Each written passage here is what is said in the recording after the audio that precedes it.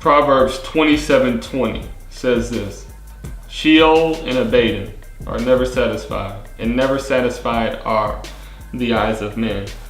See, I love that proverb right there because it's showing two things that are consistent.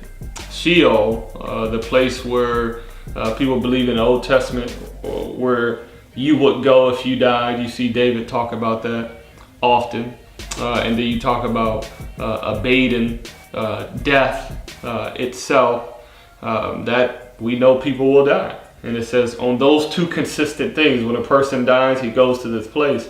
Those two things are never satisfied. They're consistent, and they will always be or meet the end of a person's life. And the reason why I love that the writer of Proverbs uses those two, because no one can argue about death and a destination. And so when we talk about the proverb using that in light of man's eyes, it should be pretty terrifying in a sense, in a healthy sense. That death that causes this separation, this severing of relationships that wasn't there until sin entered the world. It's saying that death itself, which ceases to be satisfied, is just like the eyes of men, that which we see, that which we take in.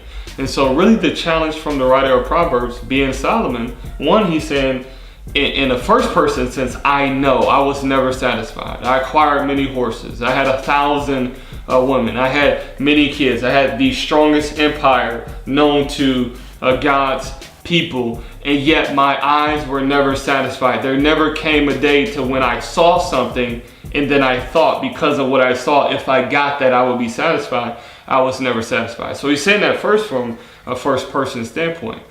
Then second, he's saying it just from truth of what the Lord has allowed him to understand in wisdom.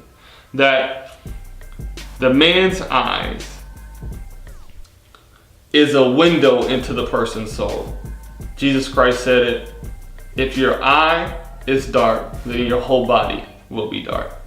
If your eye is full of light, then how great would that light be filled within us? And so what the writer of Proverbs is trying to get us to see is that our eyes, now watch this tie-in, our eyes see physically, but they have this eternal fulfillment that can only happen outside of creation. And so why it says that the eyes of men are never satisfied, because the eyes of men only can see what's in front of them, though the soul has an eternal longing to be filled. And so my challenge to you is that death and destination. Death, outside of Jesus Christ coming back soon, is coming for all of us. And we all have a destination, and biblically speaking, it's to be presented before the triune Godhead and to be judged. And that triune Godhead is the only thing that can sustain us, and it's that triune God whose love can only fulfill us, not what we see and what we obtain with our eyes. So don't allow your eyes to fool you into thinking that what you can get physically will satisfy you. It may medicate you, but it won't satisfy you. Only the love of Jesus and seeing him face to face will do that.